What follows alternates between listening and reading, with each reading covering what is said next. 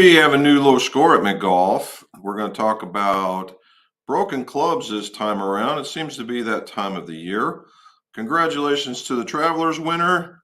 And let's talk about golf club equipment in general.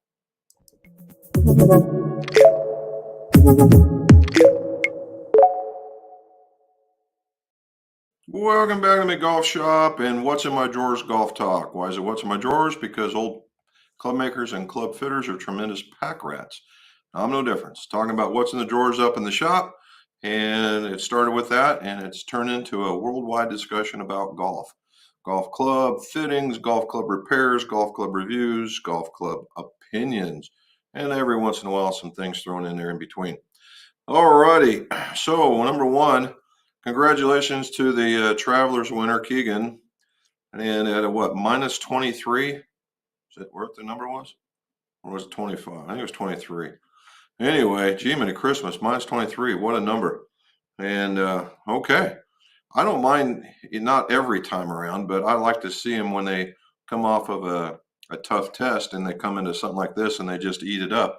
I think that's good because, you know, if it's everybody's minus 13 or 14, okay, or minus even 20 for that matter, is it any different than minus 1? I mean, just what it is. So they're all playing the same place. So let them have at it. All right. So stuff we've done in the shop. Let's see, a couple of things. One, I don't know what the thing is with the scheduling app on YouTube, but today, if you were paying attention or you got the notification, and if you haven't, like and subscribe, hit that notification bell across the bottom, and that way you'll get notifications when the videos show up. And it was the last installment of my MEZZ Max review. Now, it was twofold. One, I owe my Golf Spy that one, and I said I would do it. So there, it's twofer. I made my commitment. Now, I will say that my putting, I hit an all-time low. You guys will be surprised I'll get out. I hit an all-time low with, normally I'm good for 36 and above putts. I hit a new record with 35. I know that's not a lot, but it's still breaking the record, so I am there. It would have been 34, but a gnarly little par 3. It's tilted. It's literally on a plane like this. I played a 6-foot break, and it burnt the edge going by, and I was about, 4 foot coming up. And it came up 4 foot and did a circle around the cup and then just stayed at the top. So, all you can do is laugh at stuff like that. So the putting was online. It was very, very comfortable this time around, and I was just throwing down 3-footers. Matter of fact, I took a number. I got it written down over there. I had 484 foot of putt. And, of course, and that includes, I didn't include, putting from way off the green, which I did once. And when it was all said and done, I don't think I had but one putt. So that was the end of that. All the distances with what left over was 38 and some change. So I was averaging somewhere between 2 and 3, and then 1, and then there'd be a 6, and then there'd be 1 again. So good day in putting. So that's what we can say for that. Second thing is, last week, if you guys didn't see it, there was did a video about the Squares Bold, and I'll just cover it very lightly. The Squares Bold, a new model from the original. They say it's a little sleeker in design, and it's a one piece. There's no, if you notice on a lot of shoes, they have saddles or whatever, and they're sewn in. This is just one big piece of, in this case, leather, and with the same technology that's in it. And the toe box is still as wide. It's just a neat little shoe, and it comes with the colored shoelaces, so you can be bolder, as they would say.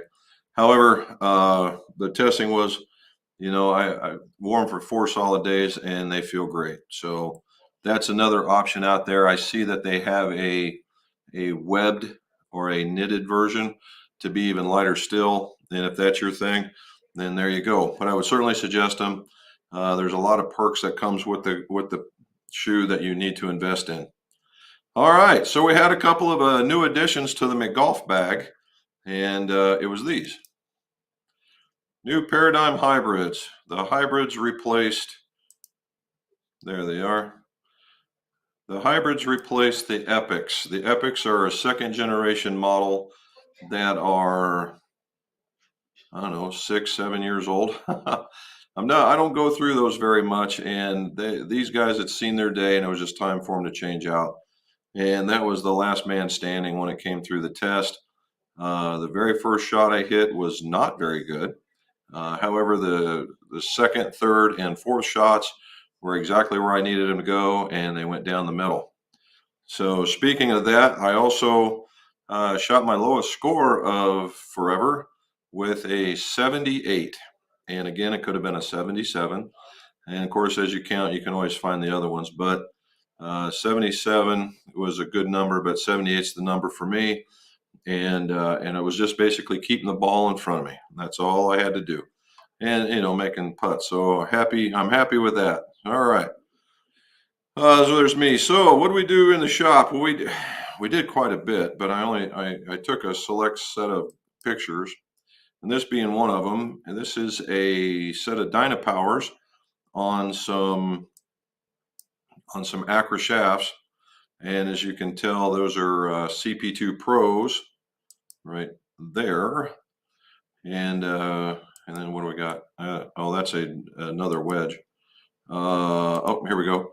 And then the Dynapower driver, that's the carbon with the VRTX blue in it, and which you can see there's the blue shaft right there in the foreground. And we did a full-on fitting, and turns out he gravitated towards all of that stuff. So I can thank you to our friend for coming to the fitting and choosing us to build for them.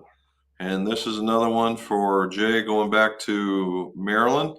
And that is an old Eidolon. What are they calling themselves now?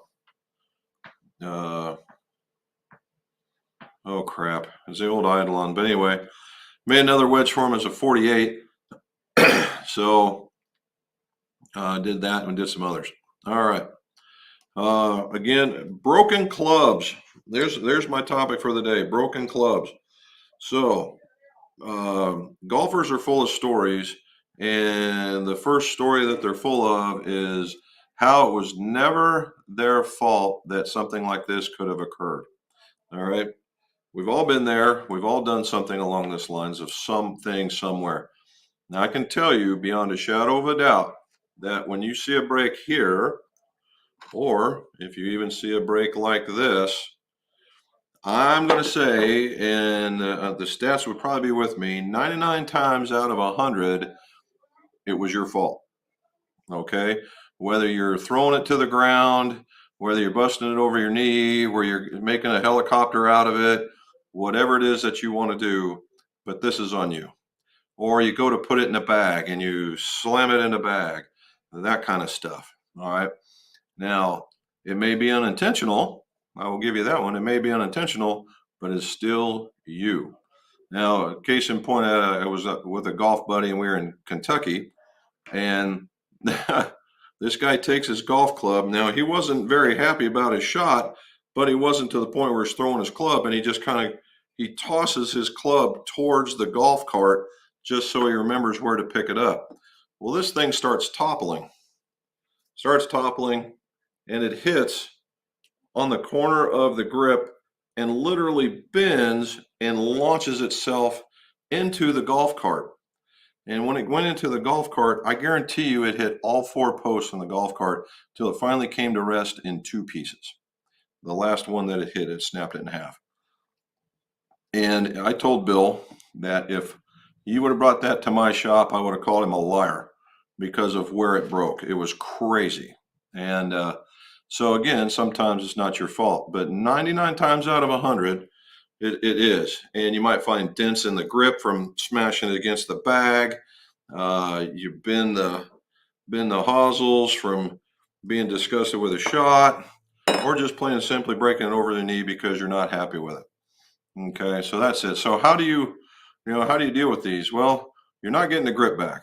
All right, it's just not going to happen. You're not getting the grip back, so that's a done deal. And this is not in line with this. I got two separate brakes. So in either case, you know, this, if you have a shaft puller, that makes this thing really easy. You're going to have to pull the ferrule off. You heat the hosel about a minute to a minute and a quarter, and you can put it in the shaft puller, and it should come out fairly easy. Thing with OEM glue, it's not as sturdy as the stuff that we use.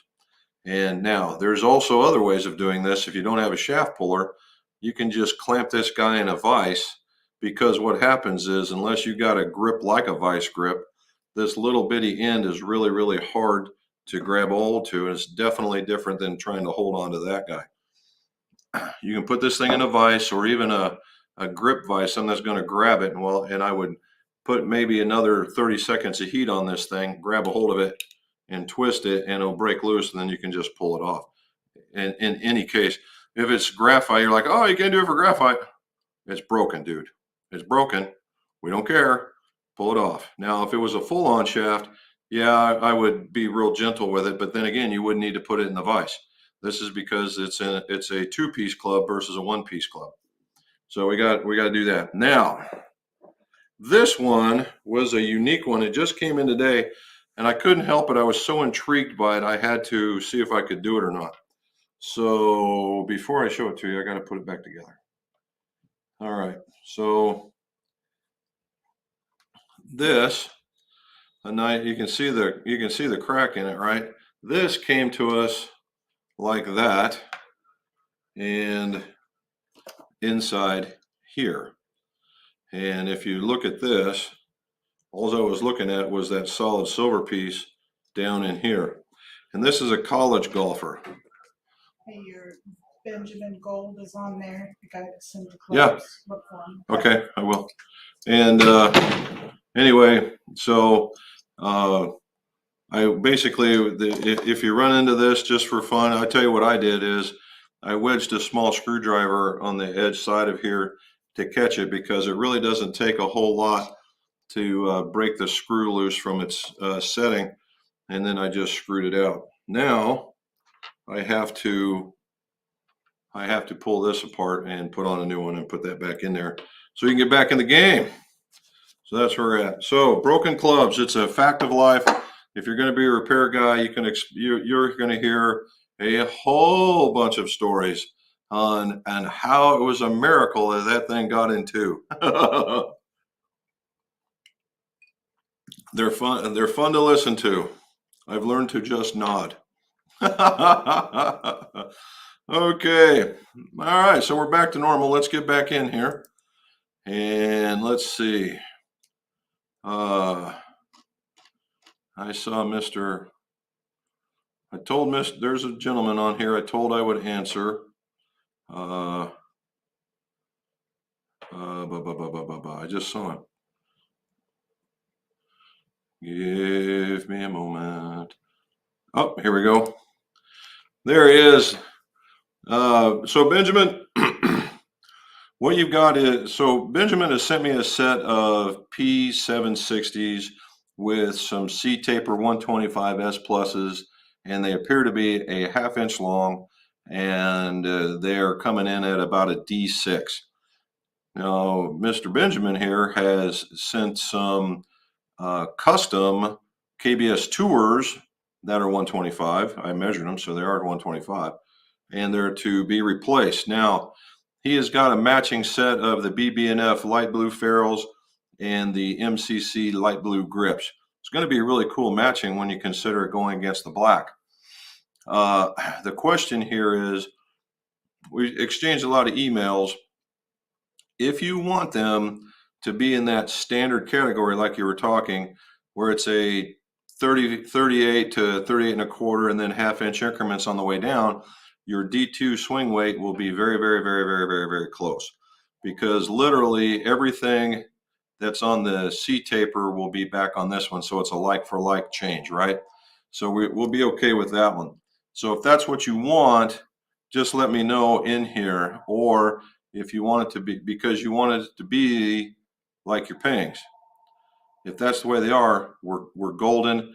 The last bit is to ensure that you want a logo down on your shafts, and if you want logo down on your grips, if not. So those are all the questions I was going to ask you and send you. So you can answer me right there, and anything else that, a loft lie angle, one up or standard or whatever, that kind of thing. And we'll look up the specs and we'll get to it. So just let us know. Yeah, and I've been with guys that have turned them into helicopters too. So yeah, and you know what? There may have been one or two that I've created on my own. All righty, starting at the top, Mr. Anderson, first one in. A warm evening in Dysart, or is it Dysart, Fife, Scotland. Another fab day for chasing the ball at my local muni. Thank you. Glenn Roths. Okay. Last week, some good scores. Also, a good video on the putter. Well, thank you. Thank you. Matt, no rounds again? What? Man, getting close here, buddy. How do you change the lie angle of a putter? So, let's say this. Not all lie angles can be changed. You have to worry about what kind of putter. And I'll start with this. For instance, the lab putter can't change the lie angle. You change the lie angle, you change the balance. Change the balance, it doesn't work like it was supposed to. You have to really worry about that. Now, is there ways of getting around it? Yeah, probably. You might have to adjust a few weights, but being as how I've never pulled them apart, which my mechanical mind is saying, hey, why don't you pull it apart in order to make that go?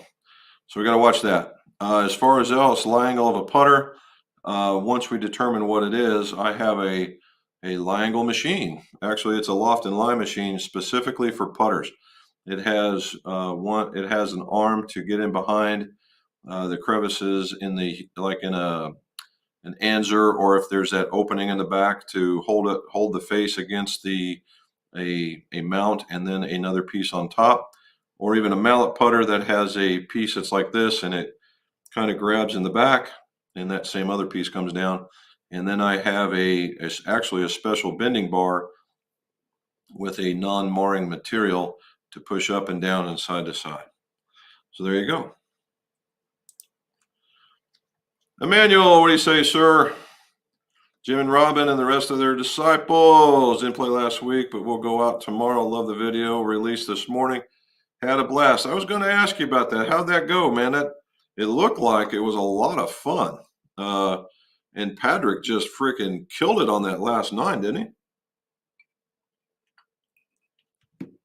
I saw the score is what, a 28? I mean, that is crazy.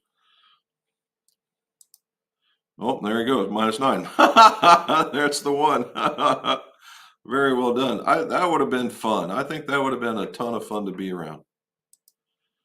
Hello, Michael. How are you, sir?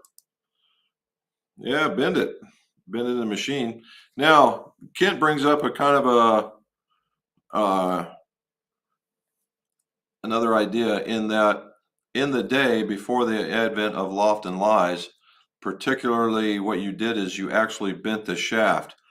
You didn't bend the club, because the clubs were wood. Now in the putters, some of them were wood shafted, some of them were wood body. That's way back.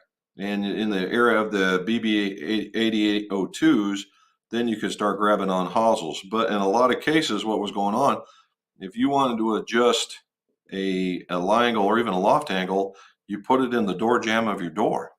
Otherwise, it wouldn't be called a door jamb. But you would put in the door jamb, and you would bend it, and you would kind of strain it until you got to where you want, and then that'd be the end of it. That's how they did it. Now, adjusting lie angles and irons, Nicholas's club maker has a good story where he just slams one up against the ground to see whether or not they really want him to keep going. That was a pretty good one. There you go. Hammer. Order set at 923 Hot Metal High launches recoil 460 Saturday. Been playing the 900 for 5 years, so it's time for an upgrade. Hope for a little more forgiveness. Well, you're going in the right direction, man. The Hot Metal HLs are a slightly weaker version of the Hot Metals, and hence the high launch. They give you a little weaker loft, so it gets up in the air. Now, if your swing speed has slowed down, actually a little higher launch might work for you. All right. There are cases where getting up in the air is more paramount than hitting it this way because, uh, if you hit line drives, it's really hard to get anything out of it. Uh, higher, if you hit higher launching stuff, you can actually go further. I've done that a couple of times. I thought, no, there's no way in God's green earth, but yeah, it does work that way. So you might find out you like it. The recoil ESX, recoil, I like recoils. I'm not a fan of ESX, but I like the dart. So I think you're going to enjoy those. That's a heck of a combination to be sure. Slats, how you doing, buddy? Vic Gear, have I tried a Hanu putter? I cannot say that I have, sir. I'd like to see a picture of that one. What's up, golf peeps? That's PZ. He's testing us. He's testing us. In the day in history, golf was another name for golf. It was golf, and that's the Dutch term, I believe. You need a machine to do it anyway, so yeah, there you go. I had a putt on my first hole yesterday. Went downhill from there, so I stopped keeping in store and enjoyed my day. Sometimes you just have to do that, right? I call it Zen golfing. Just get in there and work on one thing and see if you can't get it to work for you. And thank you very much. Past my prime. Hello, sir. Thank you, Charlie. I appreciate it. It was funny. I started out as the golf course that we play at is called Crown Hill, and it just turned over new management this week, and the new management are people that were actually emotionally invested into the course. They play there all the time.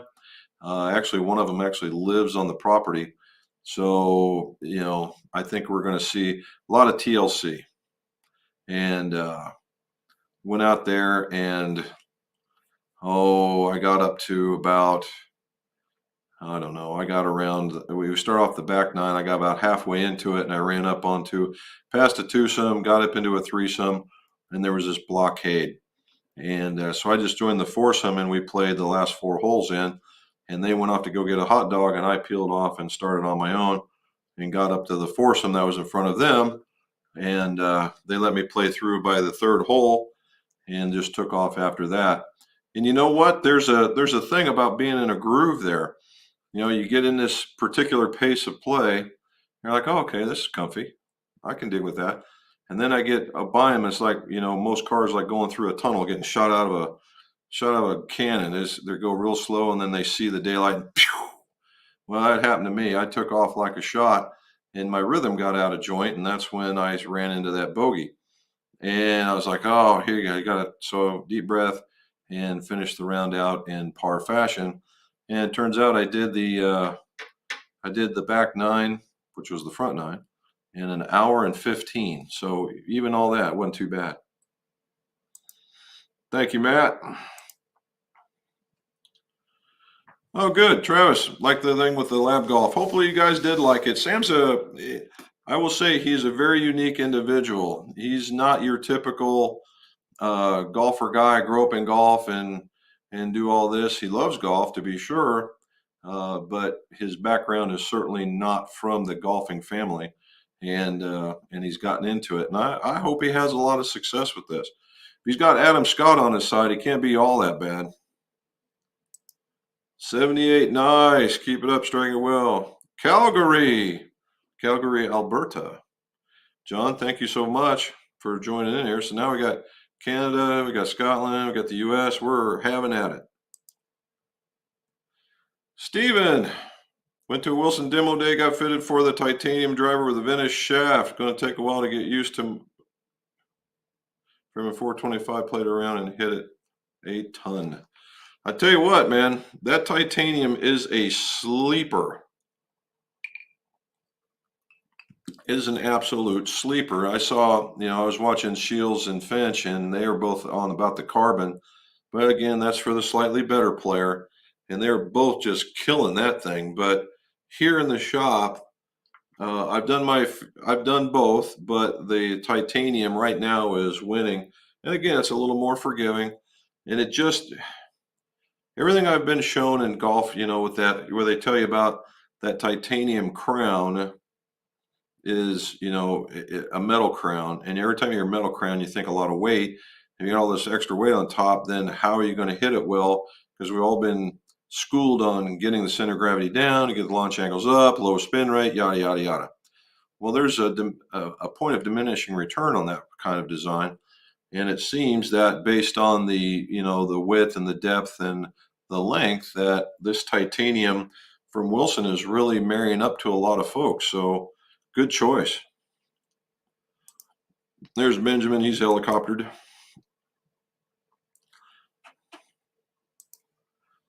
John Lamb, the Golden Trip 80 guy Calcutta was a huge success. I am glad.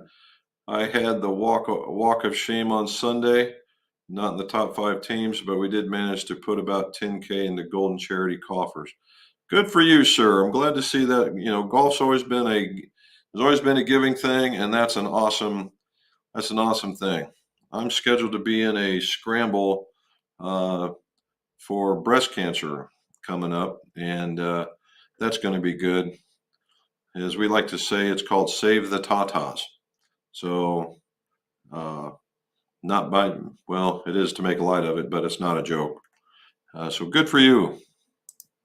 Past my prime. I unintentionally took the finish off an adapter yesterday. Whoops.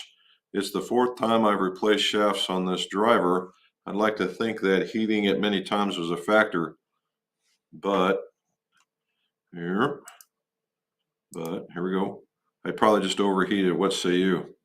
Well, okay. So the answer is yes for both. The answer is yes for both. As we all know, the adapters, broken or not, are aluminum. That's to save weight. However, aluminum is massively porous. And so if these are not, if you heat these up, what he's talking about is if you heat this thing up and you get it too hot, basically what happens is that black, the pores open up and the black shrinks into it, and it looks like you just wore it completely off, when in fact it actually went inside the metal. Now, if while it was hot you tried to clean it up, then yeah, you probably took it off. All right. Multiple heatings will make this thing be susceptible to that kind of thing. Particularly if you did it exactly the same all the way through, then yes, it can happen. And if you did it multiple times, you're just adding to it. Now, there is a trick to it. I mean, there's a couple of things you could do. And every once in a while, when I get like a small flick, just this little itty bitty nick down here, what I'll use is a Sharpie and just color that piece in. And normally, when you give it a chance to dry, it's pretty strong. Now, if you're doing a whole adapter, that's a little bit different. So yeah, you can go both ways, bud. All right. Ken saying hi to Mr. McGolf. Benjamin, hello, sir. Doesn't matter how they break. It doesn't matter how they break them, as long as we can fix them. Yeah, that's a fact, sir. That is an absolute fact. Uh-oh, Brendan, what do you say, sir? I was looking to see if you got your stuff. Looking to order a San Diego Toulon. What would PTOS PVD stroke lab red mean in the custom shafts? The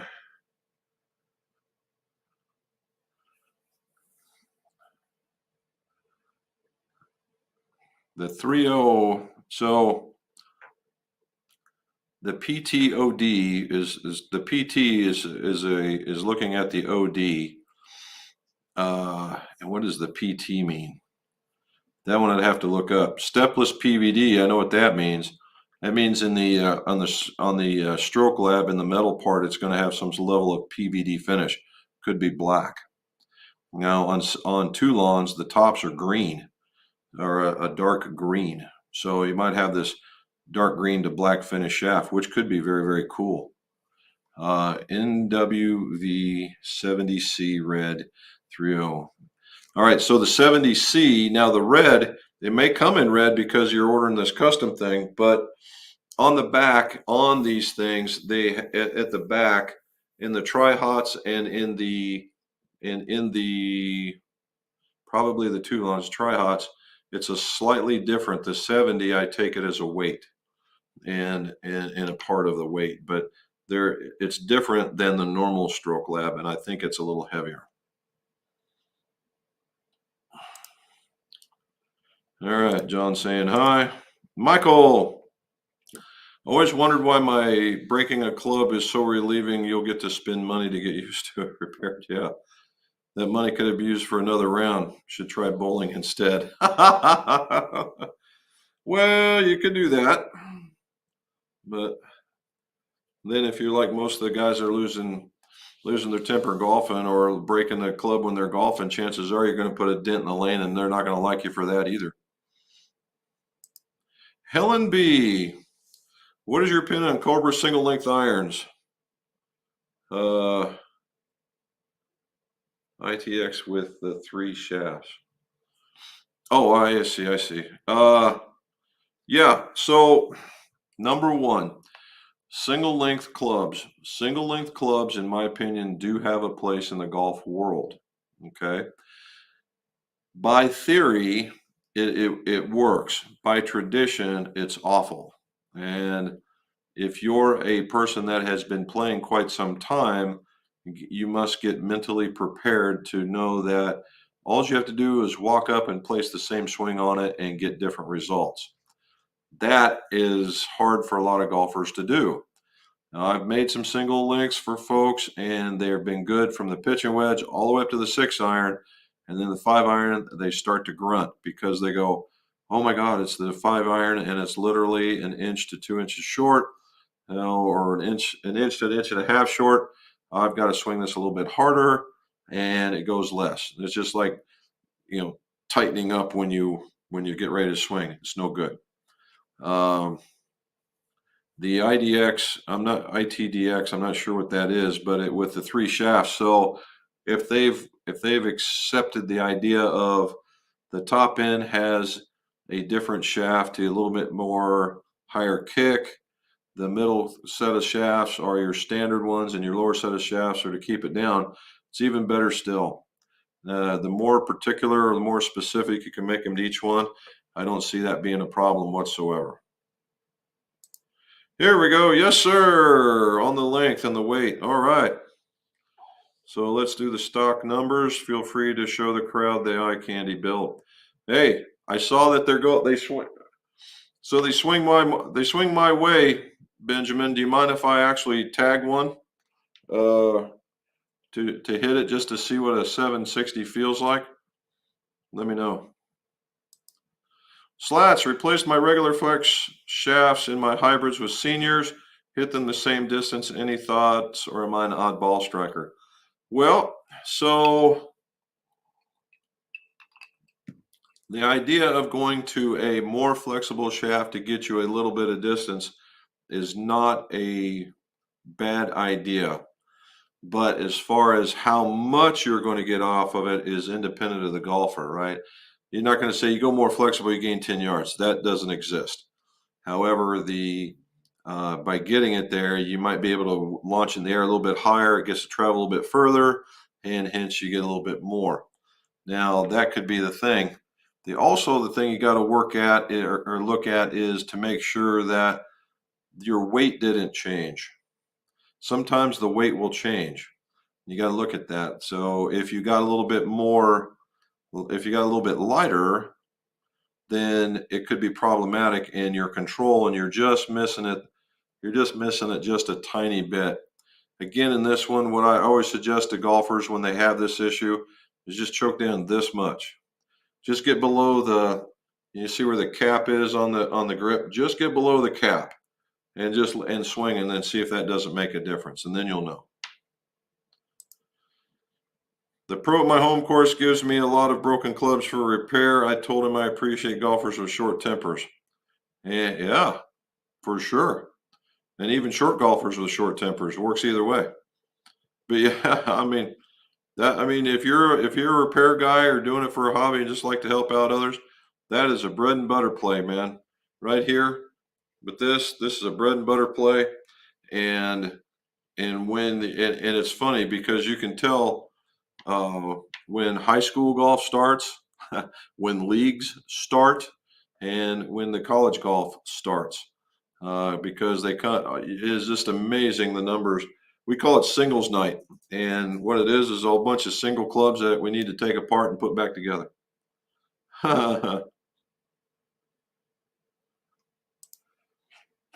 All righty, Danny, what's up? When someone comes to you for a putter fitting, how do you determine what length they need? Is it always by height? Absolutely not, Danny. And that's the last thing I look at. As a matter of fact, I don't know if I show you this. This is my Mid South glass I got from the Pinehurst trip. It's I don't know if you can see it, but there's Mid South. And the cool part is it looks like there's a golf ball on the bottom, right there. I think that I'm just totally amused by that. All right, so I have a rig that was made by Kirk Curry, who was in the day one of the top 3 putter designers. And if you became a fitter, you got this setup. You got a bending machine to bend lofts and lies in the necks, and you got this fitting tool. And the fitting tool it's a piece that goes up and down, and then it goes this way and this way as it sets on the ground. So what I do is I loosen them up. I put a ball in front of there, and I get the top end of the golfer, and I said, set yourself up the way you like to feel. And they set up comfortably. And then I lock in both pieces. And then I said, okay, let's see some putts. Now, what I'm looking for initially is, can you see the line? Right? You can be too far away, like I was when I did my fitting for the lab. I was like, good night. I was half a foot to almost 8 inches away from the ball. It was way too far. And you can be over the line too. And, the whole idea of eyes got to be on top of the line. That's okay, but it can be inside as well. There's no hard and fast rule for that one. And it could be because of wearing glasses, stigmatisms. There's a whole lot that goes on to how you visualize where the line is at. Then, once I see what's going on, I'll make some adjustments and then see if the putting doesn't improve. If putting improves, then we've got it. And then I go out and I go, you look at the putter and you go, oh, it looks like you're 33 and a half inches. There you go. That's how we do it. All righty. Look at that, Mrs. McGolf doing her detective work. All right, Camilio, how are you doing, sir? Welcome from down under, or good morning, as I should say. Here's a manual. The Champion Tour is so much fun. If there is one in your area, go. These guys talk to you, pose for pictures, sign stuff. The caddies are even fun. I'll try to get to play the Pro-Am next year. Good for you, bud. That would be awesome.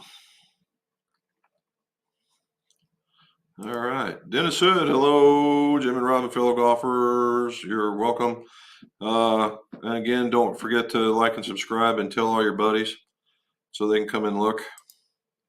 Got fit for new Titleist P Funk Chang. All right. Got fitted for some new Titleist irons. They will be talked about in the upcoming months to be sure. All right. What'd you settle on? Because they got what, T100s, 100S, 200s, and 300s now, right? I don't know if they got any more. I've always liked the look of a Titleist iron. They got something about the way they look. They're clean. I don't know if it's the chrome on them or whatever. I like the lines. Unfortunately, every time I've tried one, I've not had very much success. But as far as from a cosmetic point of view, man, they're nice. Oh, here we go. Try to set a 6-on irons with steel fiber 95s in them. They feel unreal. Love the lighter shaft and feel. Is it better switching shafts or getting a new set and sell the old ones? Brennan, if you have somebody there with the capacity because your Srixons are truly not that old. It would depend on what you're looking for. Can you do it? The answer is yes. Uh, and keep in mind, you're taking out 2/3 of the golf club and putting it back in, so you're going to have 2/3 of that price for what plus whatever the builder is going to charge for pulling the club apart and reassembling it. It could come to a point where it will cost more to do the reshaft because of the steel fiber, because steel fibers are a quality graphite shaft, and so there's going to be a price involved. To where maybe in the Srixon, when you upbuild it or ask for that to be put in there, you might find it cheaper to just buy the new set and sell the others and use that to pay towards it, and then all of a sudden you're ahead of the game. So you got to keep you got to keep thinking about that one.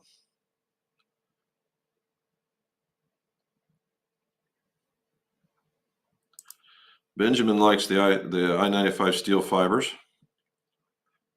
All right. Brett Waring, how are you, sir? How many customers do you have this week? Just so curious, from South Dakota. That'll be for Mrs. McGough to answer. Jewel, what do you say? Watched the LPGA yesterday. Brooke Henderson. Oh, really? I had no idea. And Brooke Henderson, she can golf the ball, man. She's a heck of a golfer. That would be interesting to see. That would be a lot of fun. Thanks, Jim. Bit the bullet and ordered another adapter. My screw up, my expense. Yeah, well, you wouldn't be in the only spot in there. I've put a few in there myself, bud. It's just that's just what it is. I'd really like to be able to find, you know, because that's a PVD finish. So I think that's the real trick. But there's one day I just want to dip it in a thing of black paint and just see what happens. Brent's hard to say. Seems quiet and 2-3 pick coming all the time. We're a small store, but we do a lot of gripping, just a lot of pairs. Depends on the day. There you go. Even if it cost her an elbow or a finger or whatever it is, right? And I would have to say, beyond a shadow of a doubt, she does a very, very good job. And she probably does more grips than a lot of the club makers in a 60-mile radius from here. I have no doubt in my mind. Thank you, sir. I most certainly will. I really, really am intrigued because I do like the tour shaft, but it's the 790. It's a neat look, or 760. It's a neat look. Thanks for your response. Just got out of club repair. Was dealing with about 60 customers a week. It was a grind. Ah, okay, very good. Scott, not Helen. When do you know to go to a lighter driver shaft? Currently swing KBS 105s in my irons. I'm over 60 and a 7-iron is 36 inches. That's an inch short. And my distance is 147 to 153.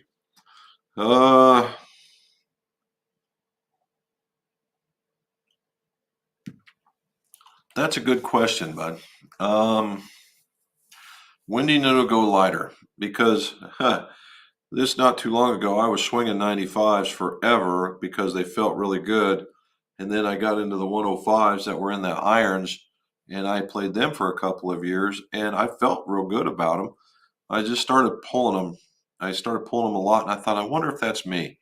And then we did the shaft testing that was in one of the videos I did, and come right back to the 95. That was a little bit beefier profile. And I did notice, now there's the other thing with that switch. I've got the TZs with the Jumbo Max in them, and my pulls, I'm not going to say were still there or disappeared, but they were, instead of that being the traditional shot, it became the exception. So I was able to straighten it out with that. So I would say, if there's a couple things going on, Scott. Number one is if your shot shape has changed radically and you believe that you're swinging the same, then maybe you want to consider a different type of shaft. If you are if you find yourself not having the turf interaction that you once had, that might be an indication of a change of shaft. All right. Now, uh, if you're looking for distance, I wouldn't use the shaft as the excuse to go looking for distance. If you want distance, get you a player's distance or a distance oriented uh, iron head design, and that will help you much better. All righty.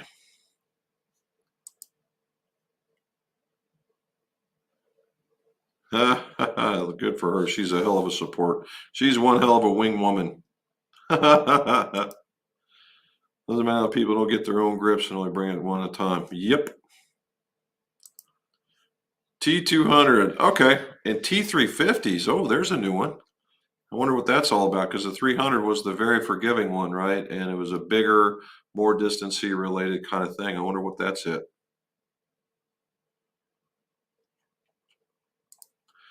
It's a money maker if you have good help, and I do. I got good help.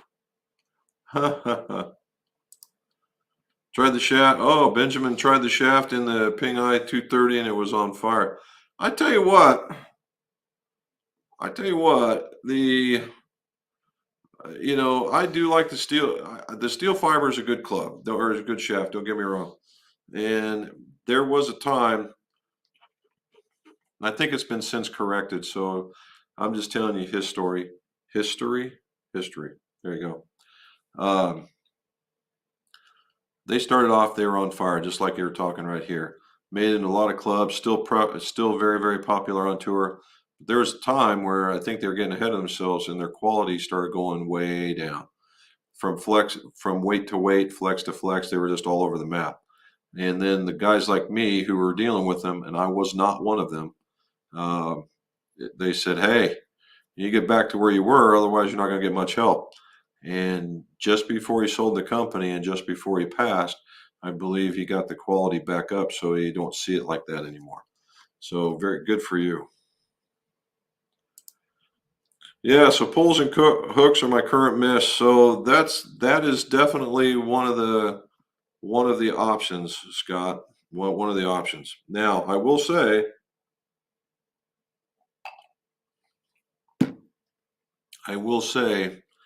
if you want to try a inexpensive experiment, I would look at maybe the Jumbo Max. Okay. And purely because that's what I've used and it's helped me. I would try that larger grip and take it out and give it a real test. Now, I got to say, when I changed this all over, this was a wholesale change, and man, was it foreign. And it took a good 3.5, 4 rounds before it came back to me. And when it came back with a vengeance. I started hitting the ball solid, started going straighter. I mean, it was really quite a bit of fun.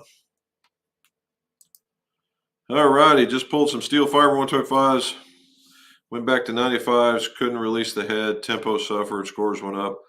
Talk to your viewers about the importance of total weight more than swing weight. BZ, you are the man, and you are 100% correct. Total weight is a much more important factor than swing weight.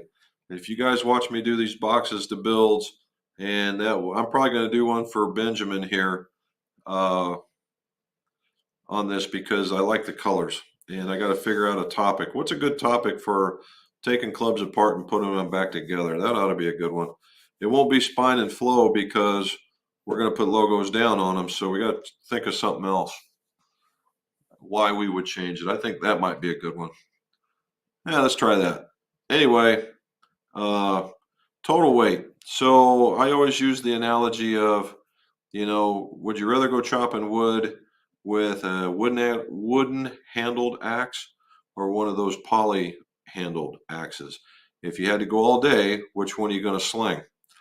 And everybody goes, well, the lighter one. Well, there you go. So that's just one idea of why you would change weight. Now, we're all talking about going from heavy to light.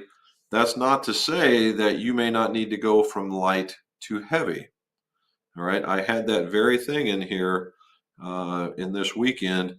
Had a young man and was used to playing these It was a golf in a box set, so it had lighter shafts in it. And he's a strong guy, and he was swinging conservatively.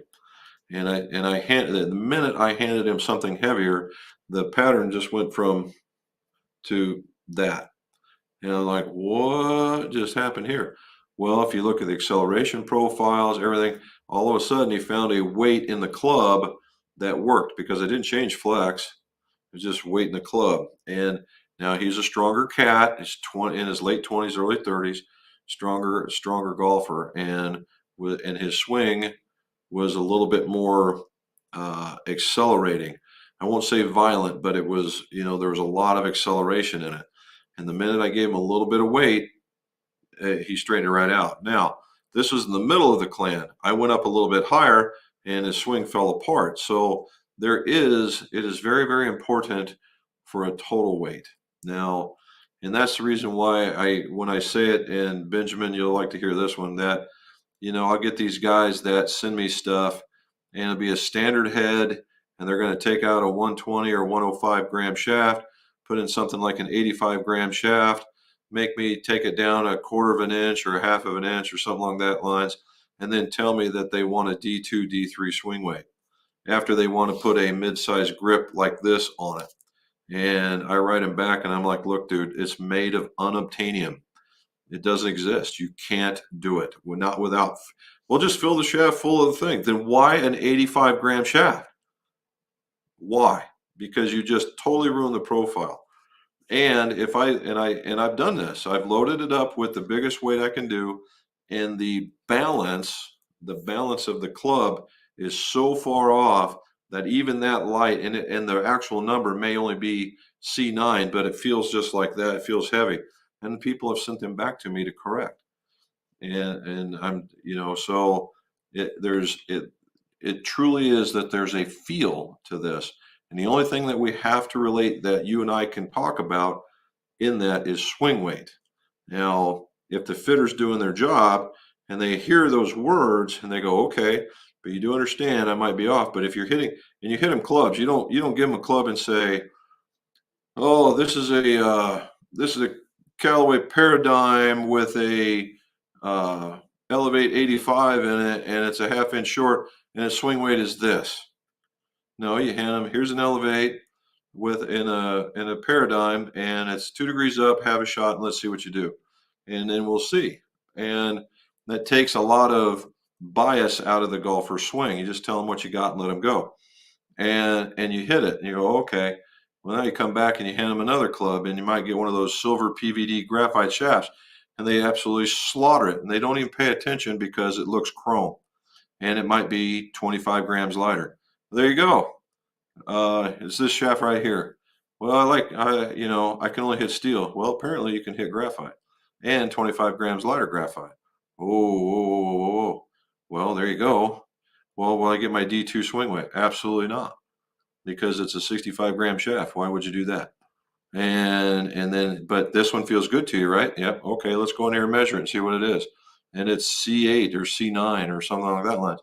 You're like, holy cow. And you have to show them. You have to break that glass ceiling in order for them to understand. And it's about total weight. Now, to add on to that, you got me on my soapbox, Patrick. So there are a couple other shaft manufacturers out there that are trying. There's an underground push to get away from flex and just have weight as a thing, because most of them are graphite guys. So the more stuff you add, a 70 gram shaft versus a 95 gram shaft, not the same, right? Not the same at all. And they want to just go with weight. Now, I can get behind that concept because those TZ95s that I'm hitting, I'm taking a 8-iron still out to, I went 165, almost 170 with it in this last round. And I brought it back and measured it, and the damn thing's in the X-Flex range. Now, that's because it's got a massively stiff butt section, but the tip or the mid is a lot softer. So it plays differently. And again, that takes us into profile, which is a whole nother thing. So there you go. You got me on my soapbox. I've got to get off. All right. So Benjamin agrees with him. Sorry, I had 95s, or sorry, tried I-95s and KBS Tour 120s. There you go. Hey, you got to get them. I already did that. Hurt my hands down to Jumbo's 8th over. Okay. All right, you're right, Jim. I think the total weight was too much in the setup I sent you. Just felt like it was too much to swing. Now, Benjamin, the C tapers are just they're rods, man. They are absolute rods, and you have to be a very, very aggressive swinger in order to bring them around. If you're even an average golfer, those things are going to feel very, very heavy, and it's going to be really, really hard to deal with. So you don't really want to go there with that. So that's what we're doing. All right. Look at that. I made it to the bottom and I made it with 5 minutes to spare. What is going on? That is amazing. All righty. So here's what we're going to do. Don't forget to check out the video that got released today instead of tomorrow. And if you would, take it out, like and subscribe. If you would, tell your friends so that we can grow the channel. I'd like to get up a little bit higher before we go back down to Florida. And we'll take a look at if you put some notes in the video section about what would you like to see when I take Benjamin's clubs apart. What is it that you specifically are struggling with or have an interest in knowing about? It could be anything from how to take the club head off, what I'm looking like when I go to put it in, how to finish a ferrule, how to put on a grip, all different kinds of things. Just put it down there in the notes and we'll use that as a guide for what we want to do when we're doing the video. Okay. All right, here we go. Last one, John Lamb. Total weight usually shows up at the tail end of your round when fatigue is starting to rear its ugly head. You are not kidding, Mr. Lamb, not at all. Okay. All right, guys and gals, Helen. I really thank you guys a bunch for tuning in. Thank you so very much for asking the questions. It is always a lot of fun. Don't forget, like, subscribe, watch the video. If you've got some questions, you might try the library and see if you might not get an answer. But leave me a note on the next build here. And as always, let's see your scores go low.